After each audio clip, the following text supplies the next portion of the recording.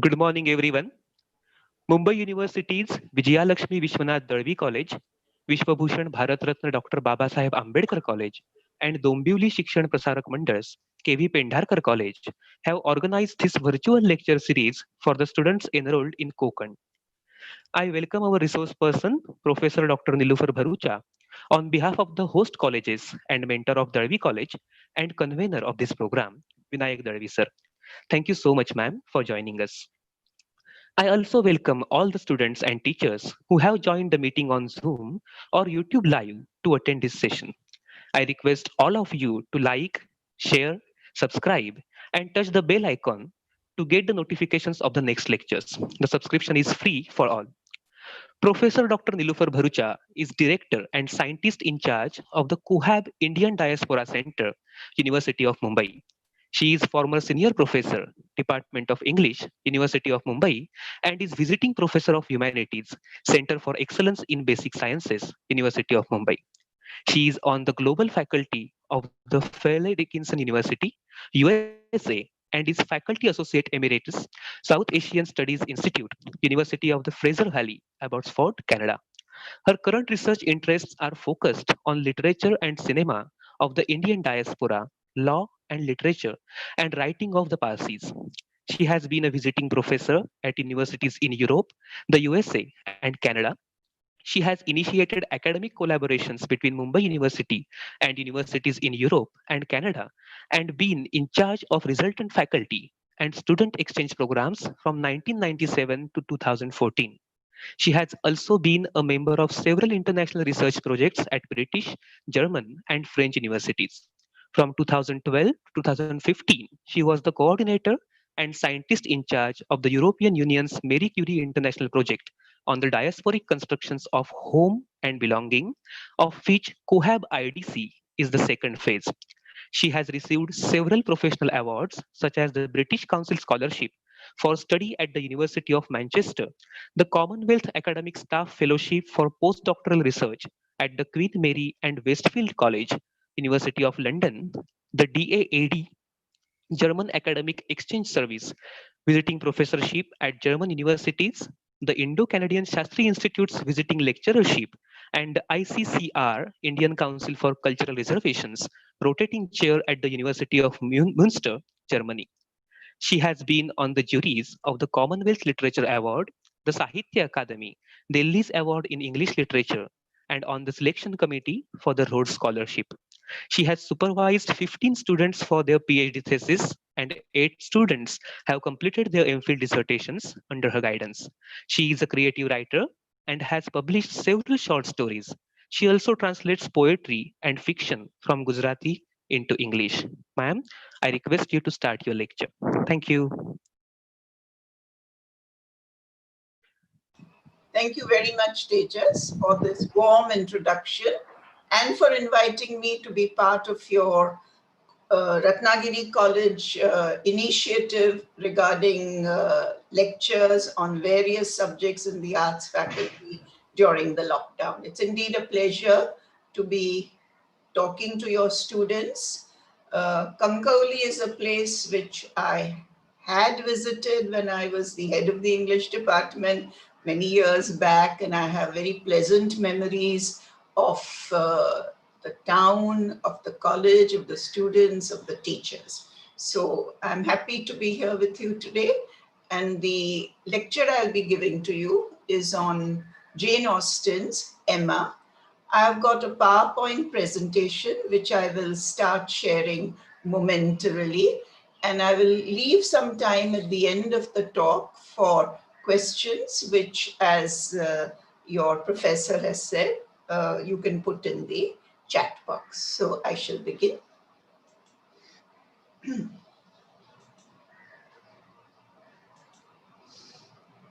All right, so I'm making this full screen now.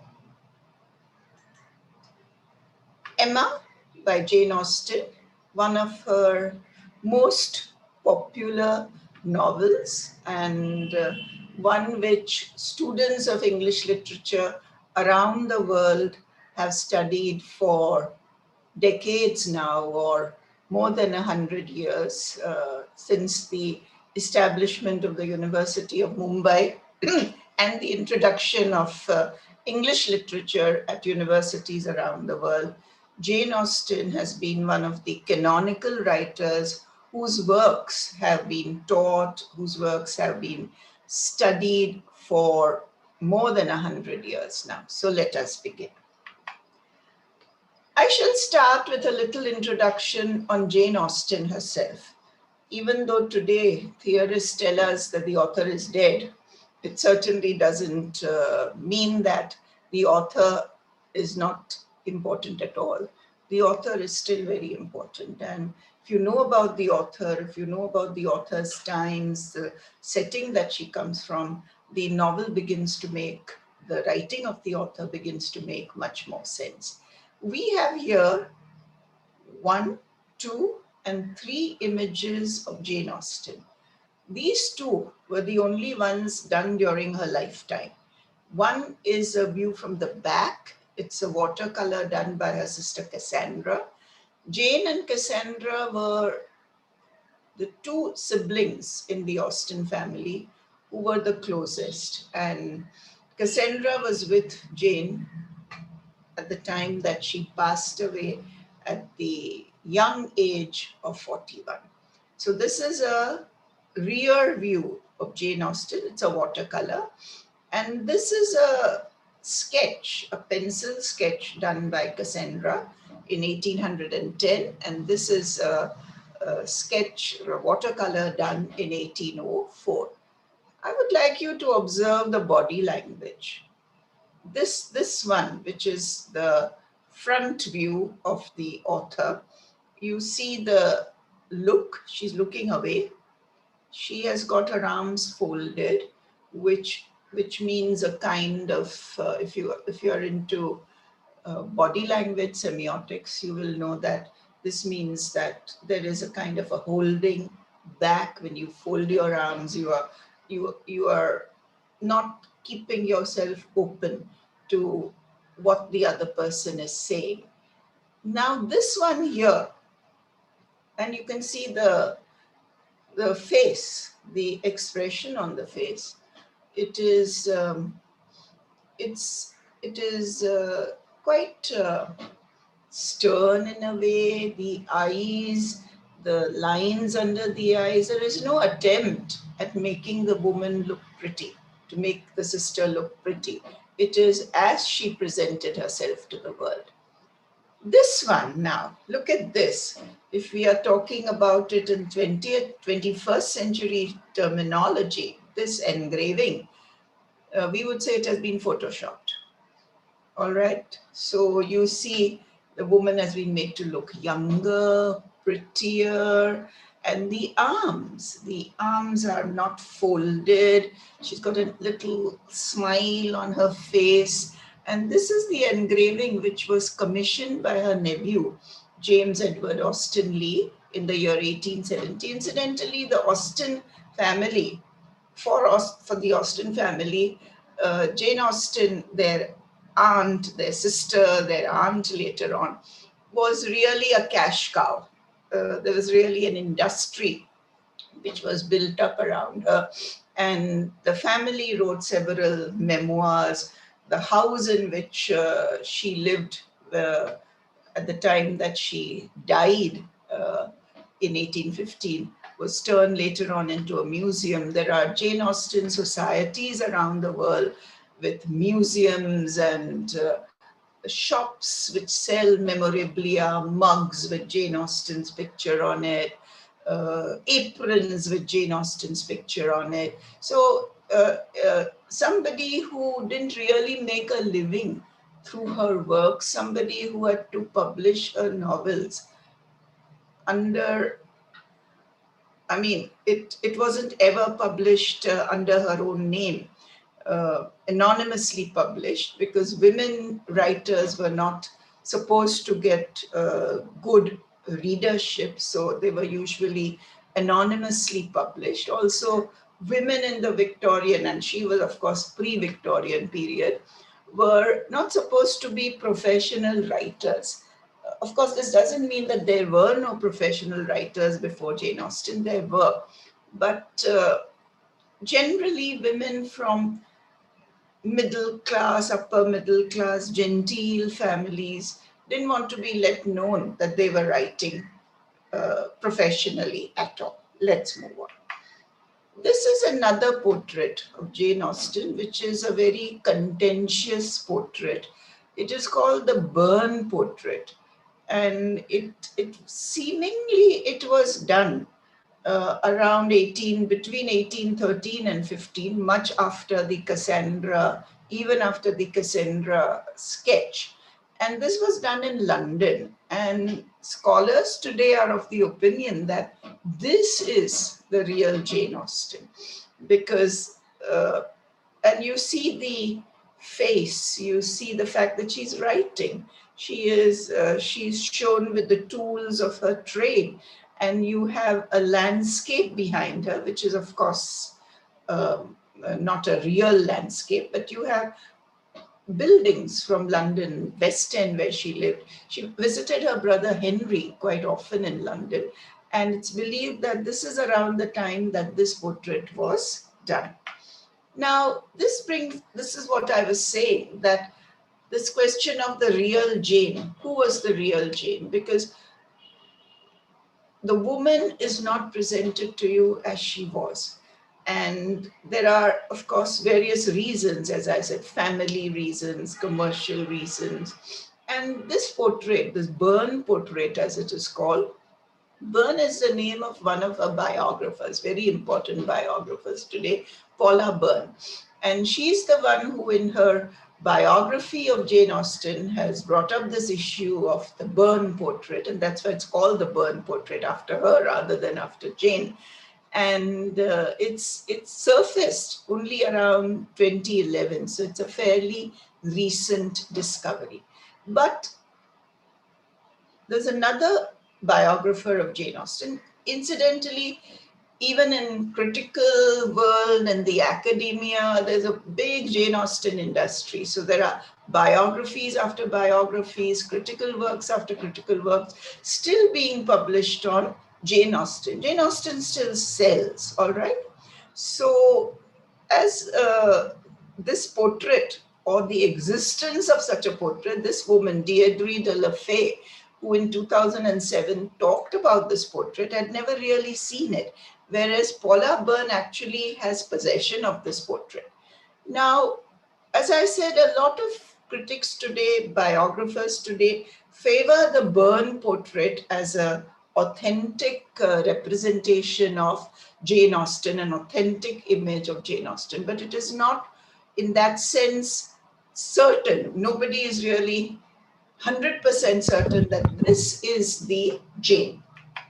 Now I'm going to show you a map of England, because Jane Austen's England is here, Hampshire. This is where she was born. These are the various counties of England. The map is a little squashed because I had to fit it into the slide. But this is her area, as we would say, her karma bhumi. All right. So she died in the city of Winchester, and we will go on to the next slide. This is where she was born, in Steventon, which is here, Southampton, Brighton, Bath, which is here. So this is her area. This is where she lived, this is where she worked, these are her friends, her family, and this is the area. Of course, she went to London. Her brother lived in London. She visited London several times. She lived in London, but otherwise it was Hampshire that she basically lived in, and she is buried in the cathedral at Winchester. This is her family. These are her parents. This is the family tree. He was a rector. He was a clergyman of the Anglican Church. So Anglican clergymen can marry. So his wife is Cassandra. And here is Jane. And these are her brothers. So there were 2 girls and several brothers. She was born on the 16th of December in Steventon in Hampshire. She was their 7th child. Remember, The 19th century was a time when people had large families. There were people who had more than 12 children as well, people who had 16 children, and that was also the case in our own country. And not so much in my parents' generation, and that would be your grandparents' generation, but one generation before that, 6 children, 7 children were fairly normal size of the family. Of course, not all the children lived because medical science hadn't progressed that much. There were no vaccinations, no vaccines available. Even today, of course, we are still searching for vaccines for several pandemics which have been troubling us now when we are all in lockdown, the COVID-19 pandemic, which is one of the reasons that I have the privilege of talking to you. Otherwise, I doubt I would have made the trip to Kankoli. I doubt that they just would have invited me. He was my student, a very good student and a dear student. So I doubt I would have made the trip to Kankoli. The last time I went to Kankoli was in, I think, 2006 or 7, a long time back. Jane grew up at her father's home in Steventon, the parsonage, the house given to the clergyman. And she and her sister were sent to a private school in Oxford, which is again not very common. But by the time we are into the 19th century, and if you have read Jane Eyre or you have read Wuthering Heights, the Bronte sisters were also sent to private schools for girls. These were not always happy experiences. And in Jane Eyre, you see that it was a very unhappy experience. Jane Eyre is an autobiographical novel to some extent. And these girls were brought back from Oxford. Then they were sent to a boarding school in Reading. Reading is a town made famous by Oscar Wilde's Ballad of Reading Jail. And finally, they were homeschooled. Cassandra and Jane were homeschooled by their father and their elder brothers, James and Henry. Austen has a lot of juvenilia. She started writing when she was only 11. Now, this is not really available. Very few of her manuscripts, which were left to her family, to her brother Henry, who she was very close to, her sister Cassandra, these manuscripts were destroyed. And that's another mystery apart from what Jane actually looked like, as to why her family destroyed her letters, why her family destroyed a lot of her juvenilia. What were they protecting? This image of this very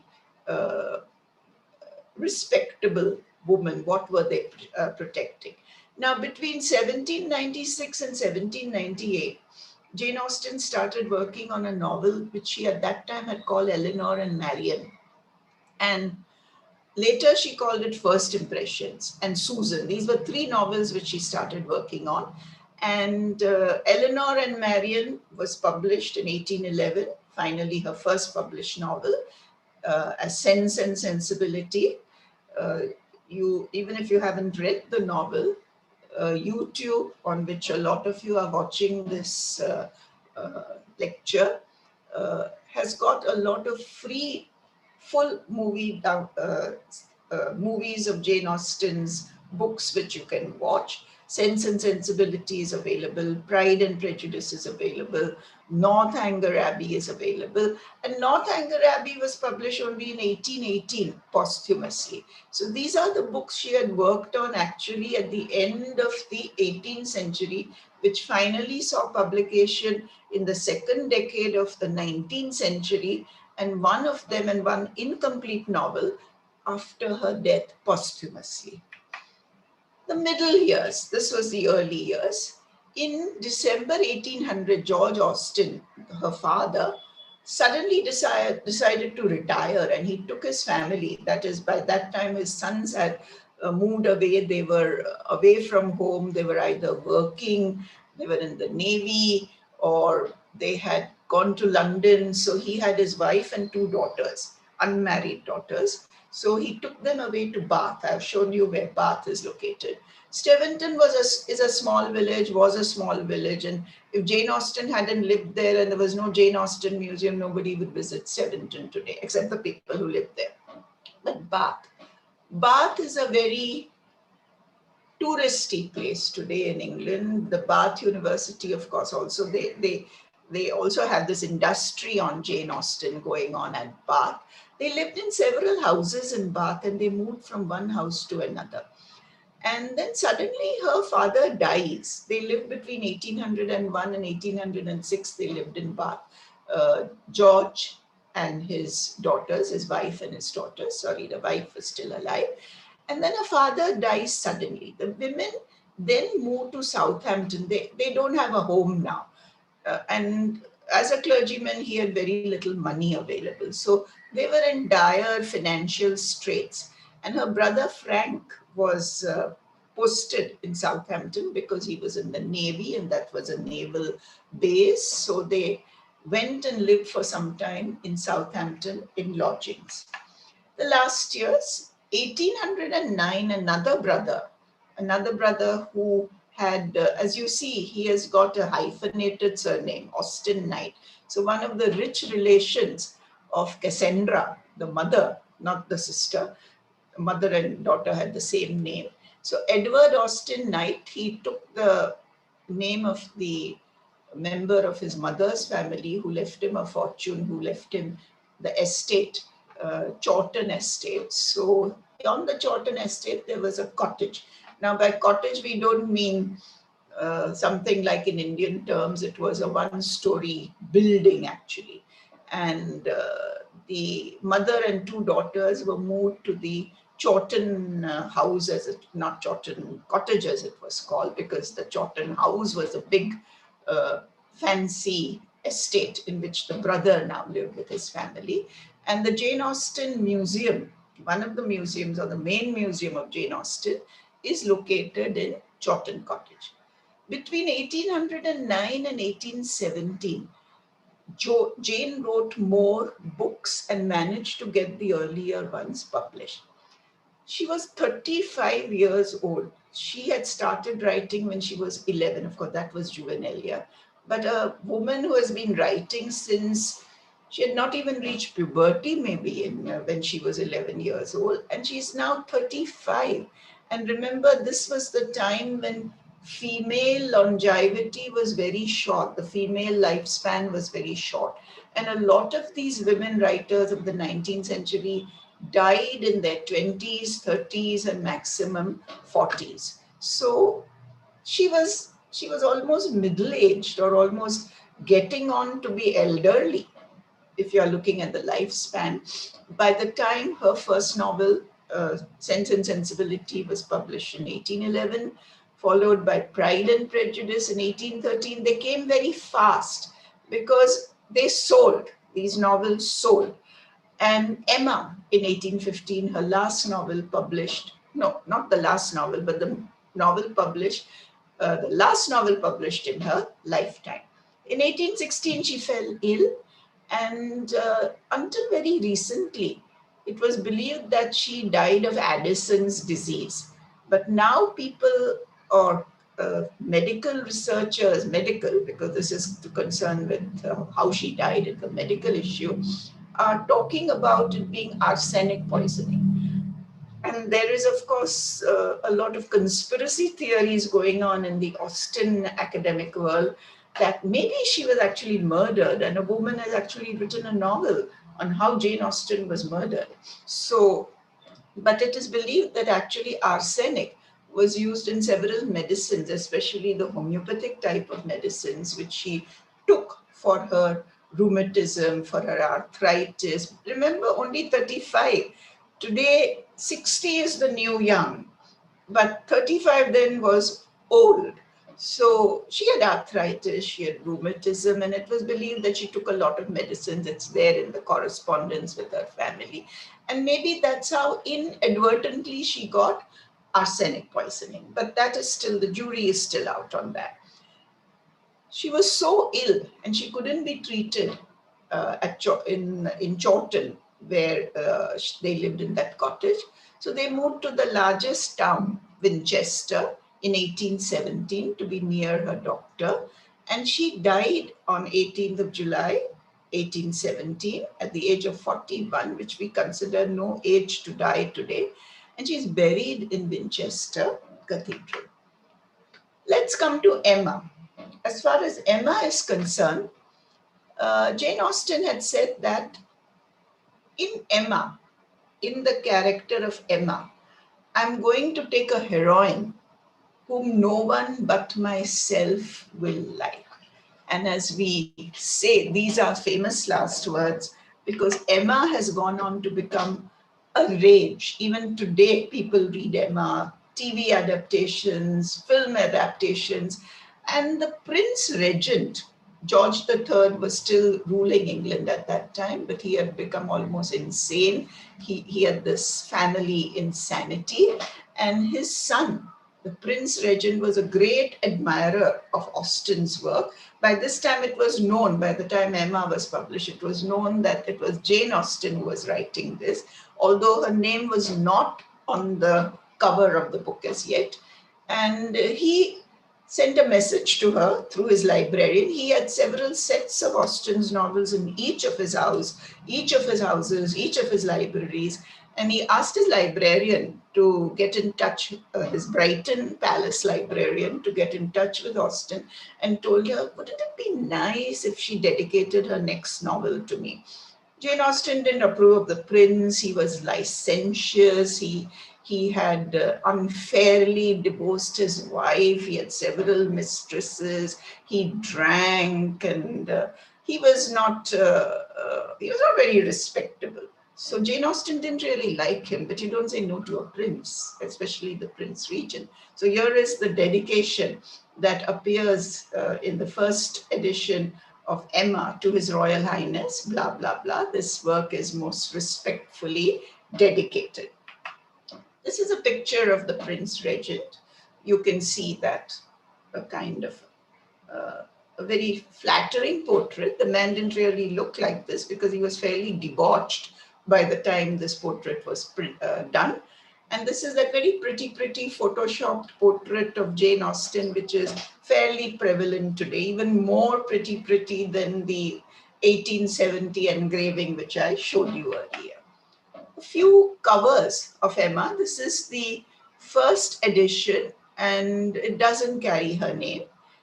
These are some more editions, and this is a 1945 edition, which I have put here because it was an illustrated edition. A lot of the 19th century novels were illustrated, but these are new illustrations in the 1940s. And it's good if a student has an illustrated edition.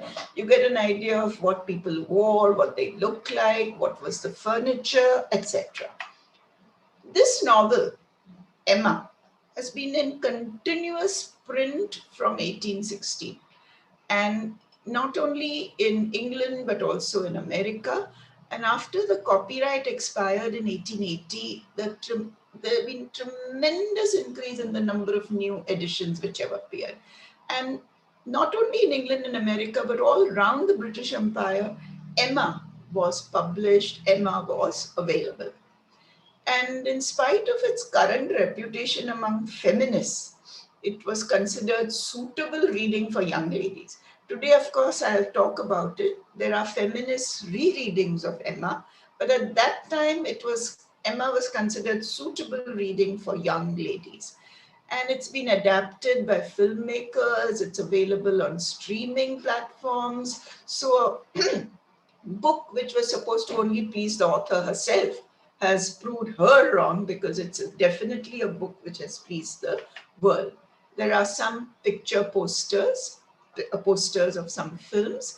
This is a BBC TV series. This is a TV series. This is a TV series.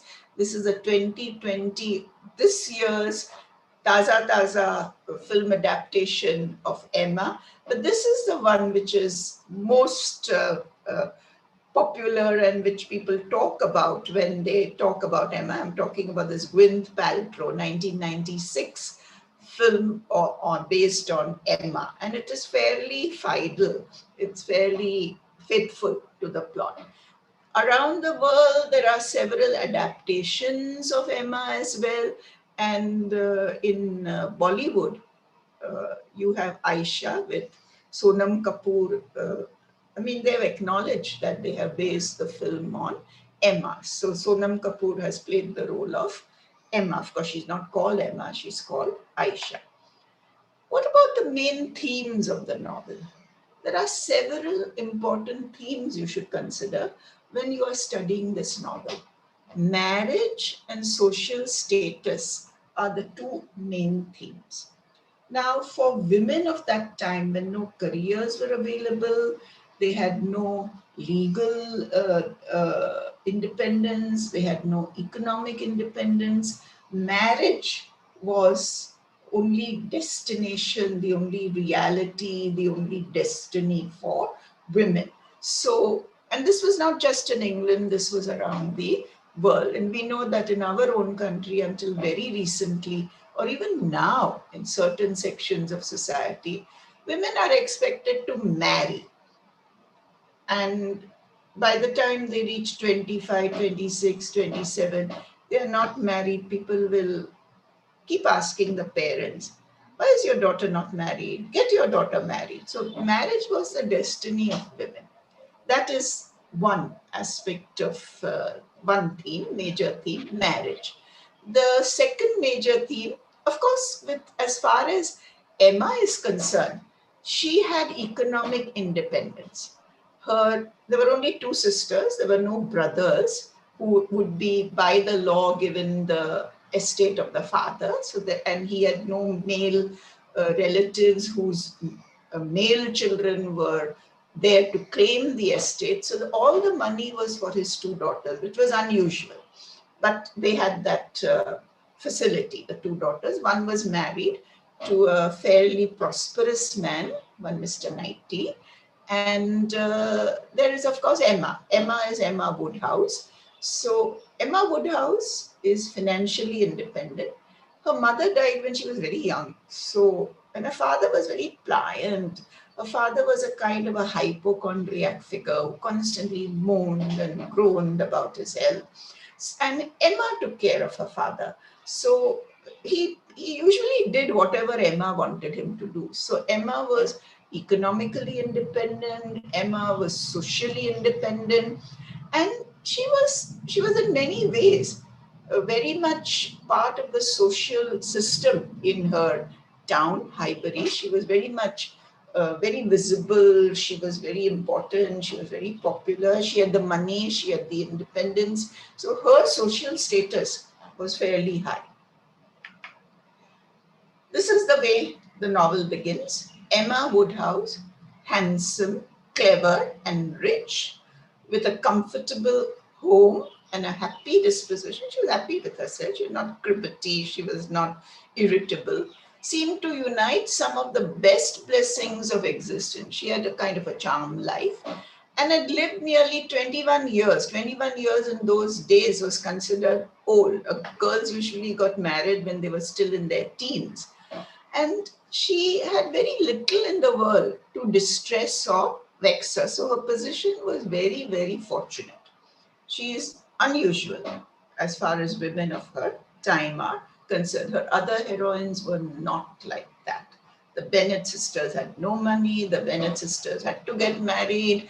Then in Sense and Sensibility, again, the girl who doesn't marry at the age of 27, 28, she's considered an old spinster, and so on and so forth.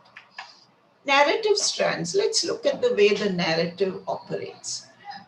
The first strand of the narrative is Emma's matchmaking activities.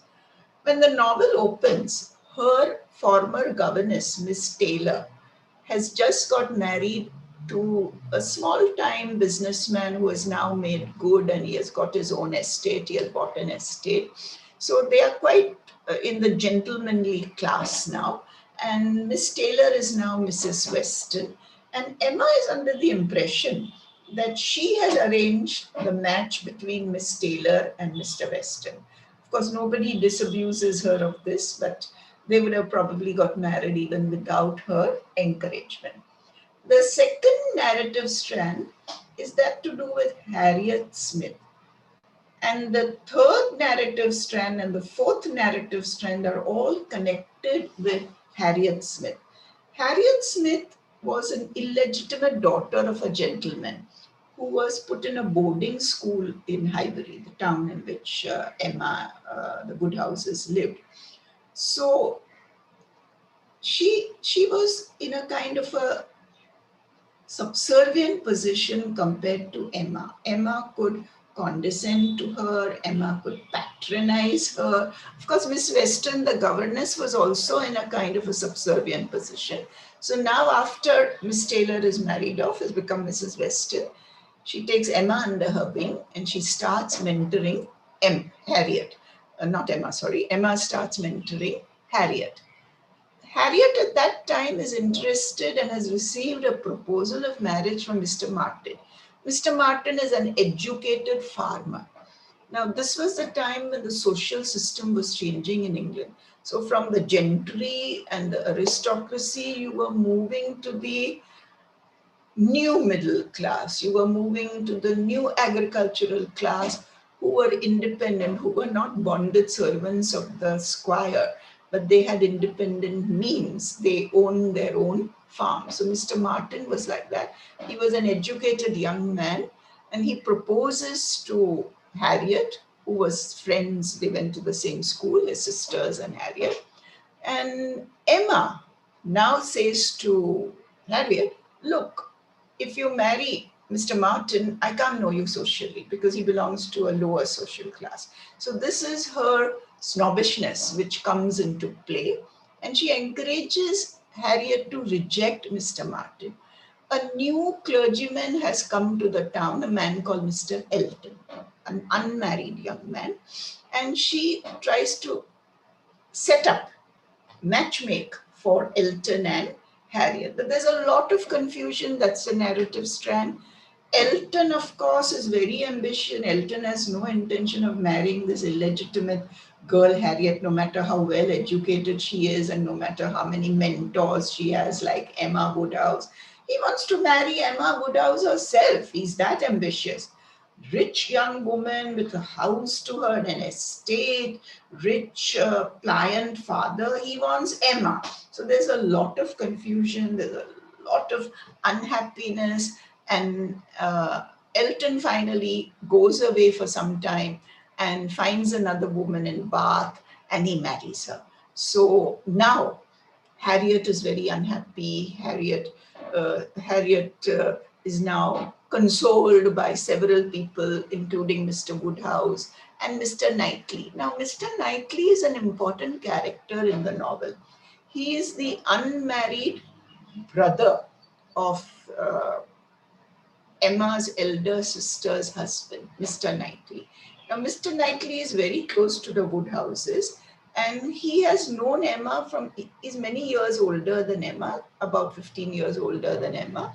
And he has known Emma from the time that she was a child. And he supports the Woodhouse family now, especially after the elder sister has got married and gone away, the mother has died.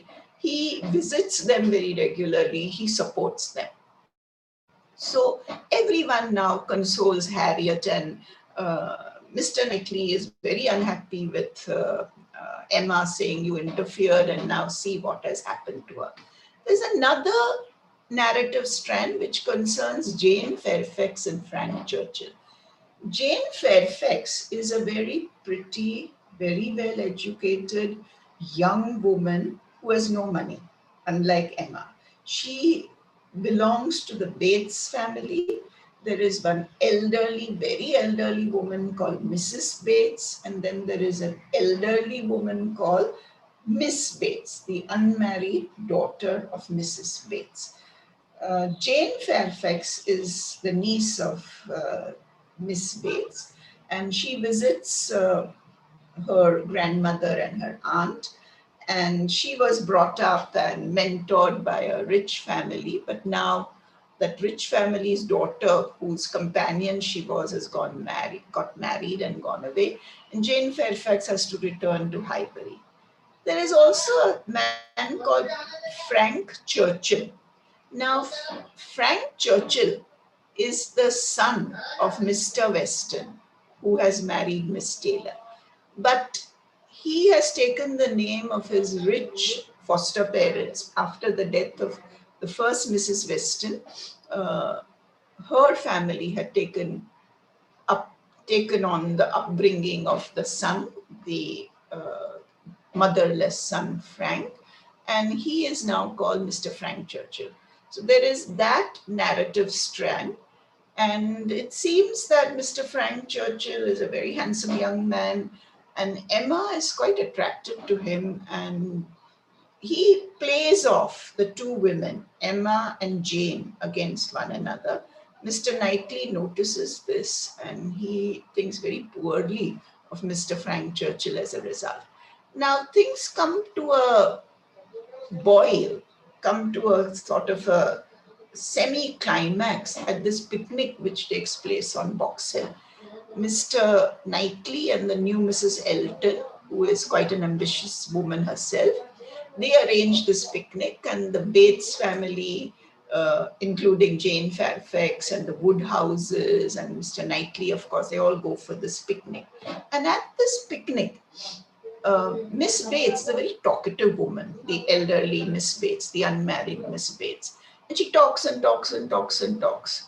And Emma makes a joke about this, quite an insulting type of joke. And poor Miss Bates, she feels very bad, she's very hurt. And Mr. Knightley scolds Emma about this, and because he's much older than her. And he tells her that she shouldn't have done this, because, especially because Miss Bates is in a financially subaltern position, a lower position, although socially they can mix, they interact. But financially, Miss Bates belongs to a much lower socioeconomic and economic position. After the picnic, a new strand comes into the picture. Frank Churchill's foster parent mother dies, and it is now revealed that he was all this time engaged to Jane Fairfax. Now, in the meantime, Emma had been thinking of a marriage, an alliance between Frank Churchill and Harriet, because of course Mr. Elton was no longer available. But now Frank Churchill has revealed that he was all the time secretly engaged to Jane Fairfax, and he goes to his parents, Mr. Weston and the stepmother, Mrs. Weston, and it is revealed that Jane is his fiancée. So Harriet is out of the picture again, and Mr. Knightley, of course, still consoles her. And at this point in time, Harriet develops a kind of a feeling for Mr. Knightley. Because Mr. Knightley is this rich, mature man who has been consoling her over the loss of Elton, now over the loss of Frank. And as a result, she imagines herself to be in love with him. Now, Emma is horrified. And Emma finally realizes that she's horrified because she is in love with Mr. Knightley. She wants to marry Mr. Knightley, no one but Mr. Knightley. She doesn't want to be married at all to begin with, but if she marries, it will be only Mr. Knightley. So there is a lot of confusion, and finally Harriet is re-engaged, or Mr. Martin rather, re-proposes to Harriet, and this time, of course, Emma decides that she shouldn't get in the way and she will accept Martin socially. So they are engaged, they get married, and Mr. Knightley and Emma also get married. And what is very interesting is that at the end of the novel, Mr. Knightley decides to come and live with Emma in her father's house. He has got a big mansion near their house, but he knows that the hypochondriac Mr. Woodhouse would never agree to go and live in another man's house, and Emma could not leave him alone. There would be nobody. Now even Miss Taylor is married off. So he decides to go and stay in her father's house. Now this is quite an interesting ending. And when we talk about any novel today, any canonical novel today, we have to think about what it means to us in our time, in our space.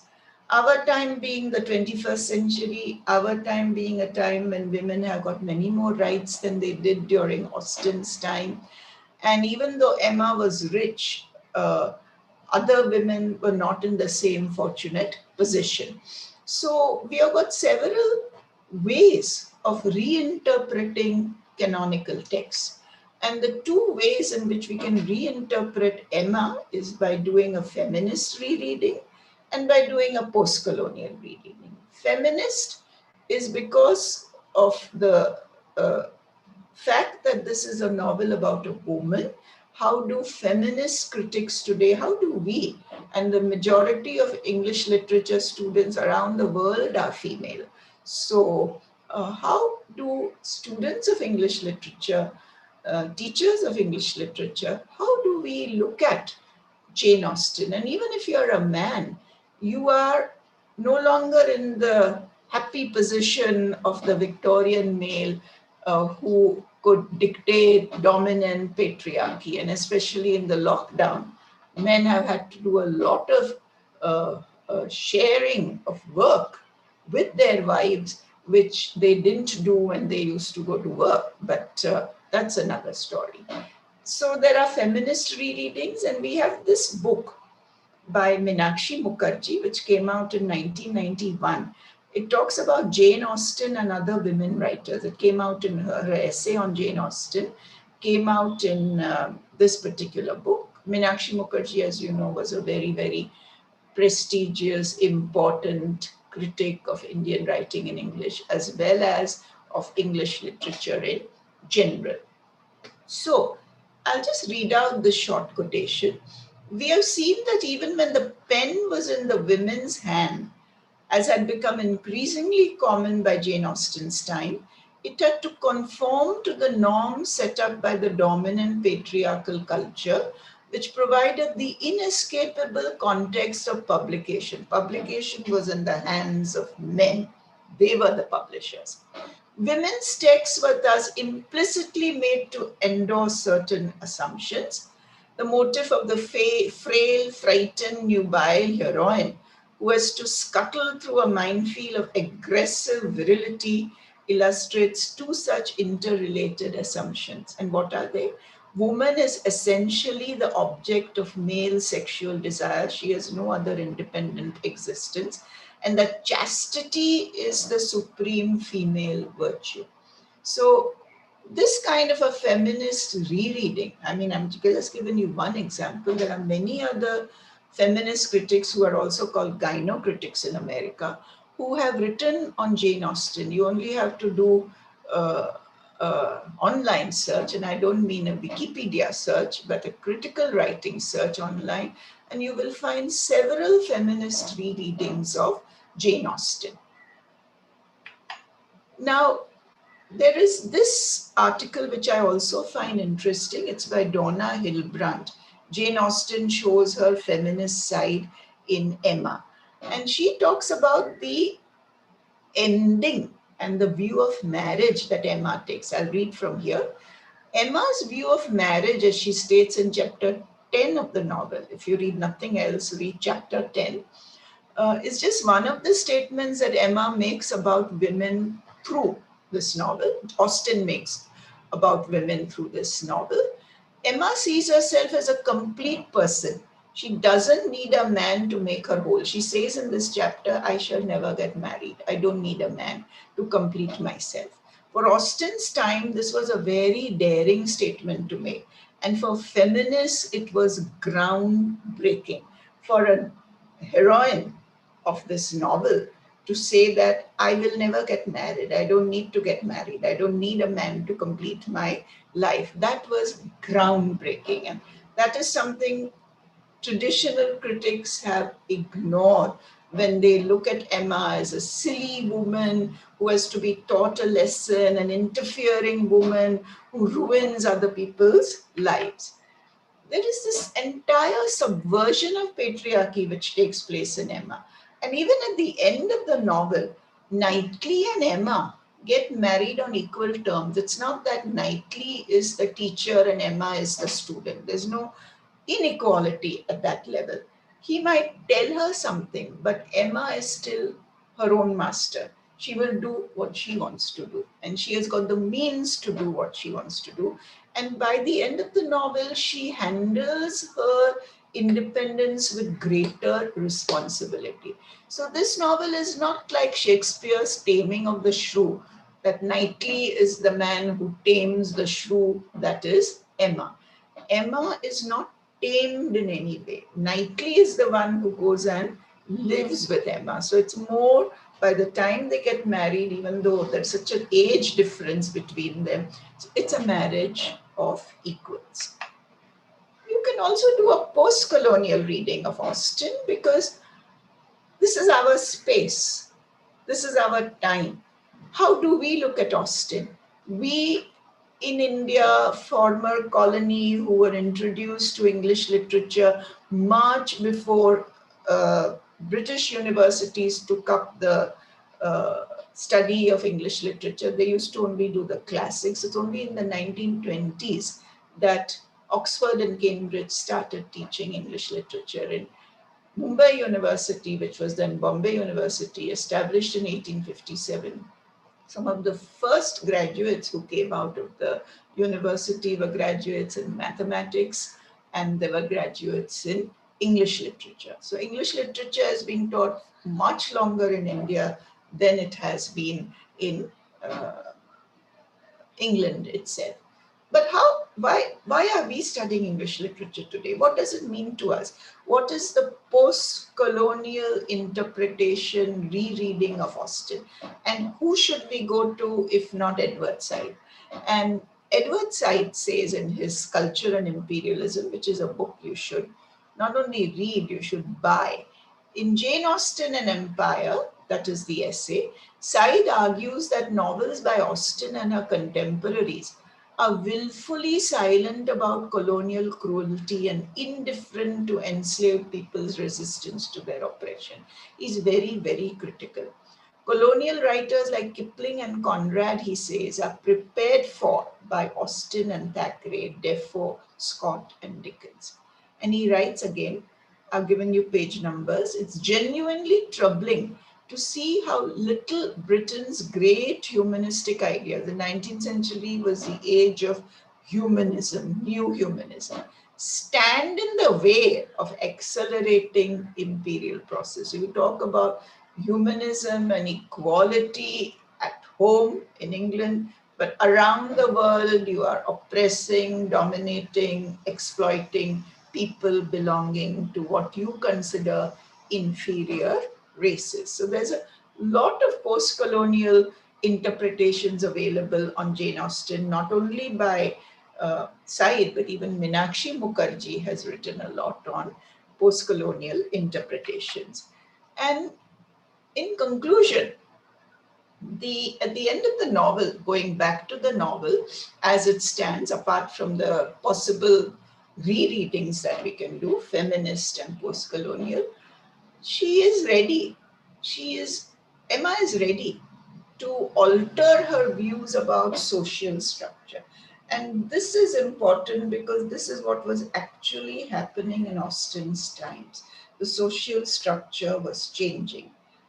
And the novel doesn't show her as a shrew, as I said, who has been tamed by Mr. Knightley.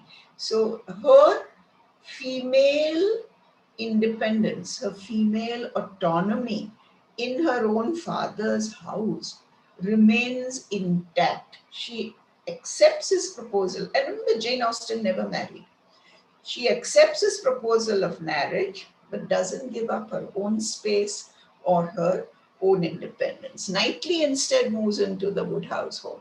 And of course, this is where feminist critics in India especially should actually look at the stereotypes about such arrangements. You have the male stereotype, the patriarchal stereotype of the Ghar Jamai, who is considered to be a lower kind of creature who has gone and stayed in his wife's home, the richer wife. But Mr. Knightley is not poor. Mr. Knightley is not disadvantaged. And it is at the level of equality that, so he is shown as a very liberated man. If Emma finally becomes a more sensible woman, Knightley is really the liberated man also, who is ready to go and stay in Emma's house without thinking that it in any way would affect his social position or would affect the way in which society would be looking at his own reputation. So I shall stop here now. And if there are any questions, and if your Professor Tejas Bhosle thinks that there is time, we shall take them up.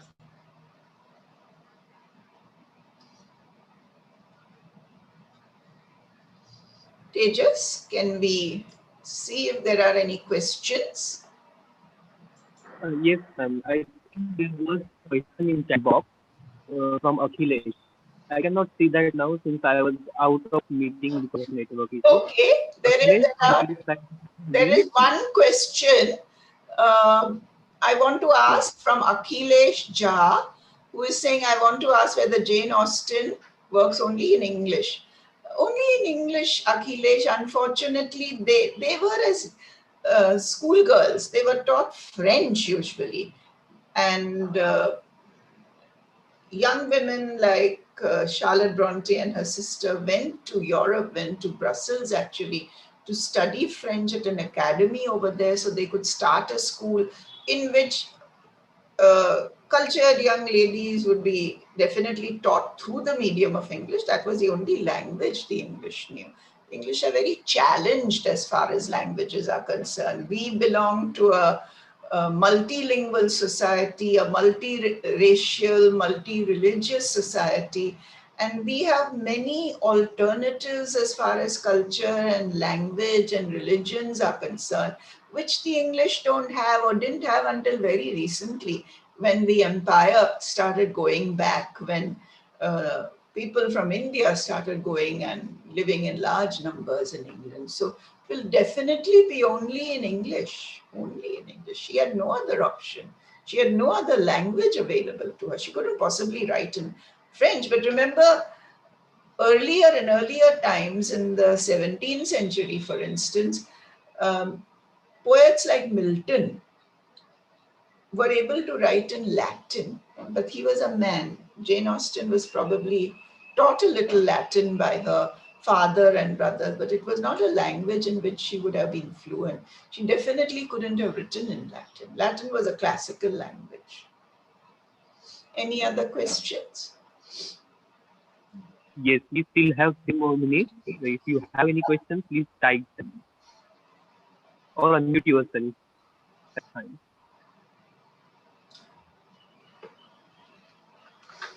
I wish that students actually read the novel. It's a very readable novel.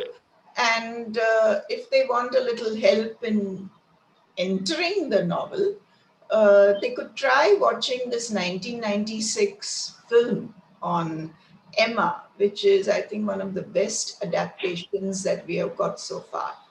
And the woman who plays, the actress who plays Emma is Gwyneth Paltrow, an excellent actress. And of course, there's the Bollywood adaptation with Aisha as well. And it's available on YouTube. You can easily watch it. And this novel is available online. You can read it online, or you can buy very, very, very reasonably priced editions from Amazon or Flipkart. Yes, thank you so much, ma'am. There are no any questions. Okay. And if they have any questions, they can be directed to Professor Bhosle, and I'll be happy to answer them through him. I could send him an email if there are any questions which students haven't asked now because they haven't really thought about it, but I'll be happy to answer them. Yes, Tejas. Sure. Yes, thank you so much, ma'am, for your lecture. I request Varsha from K.V. Pendharkar College to deliver a vote of thanks. Good afternoon, everyone. I am Varsha Vasavan from Department of English, K.V. Pendharkar College. First of all, I thank our resource person, Professor Dr. Nilufer Bharucha, on behalf of the convener of this program and mentor of Dalvi College, Vinayak Dalvi sir. Professor Dr. Nilufer Bharucha has conducted an amazing session for all of us. This lecture surely has helped us to understand the topics even more. Ma'am, thank you very much for your valuable time and for the scholarly lecture. We also have Ms. Kirti Rizwood with us. She is Research Associate of Diasporic Constructions of Home and Belonging, an international transdisciplinary research project. Ma'am, thank you for joining us. I am also thankful to the English department staff of Gokte Jogaikar College and Pendharkar College for encouraging their students to attend their interactive session on Zoom. I extend my gratitude to all the students who attended this lecture on Zoom and also YouTube Live on Dalvi College YouTube channel. I would like to thank technical team for its efforts and crucial distribution. I request all of you to like, share, subscribe Dalvi College YouTube channel and touch the bell icon. As you all know, the subscription is free and it will help you to get notifications for the new lecture. I now announce this program is over by the permission of organizing committee. Thank you so much, all of you. Thank you very much.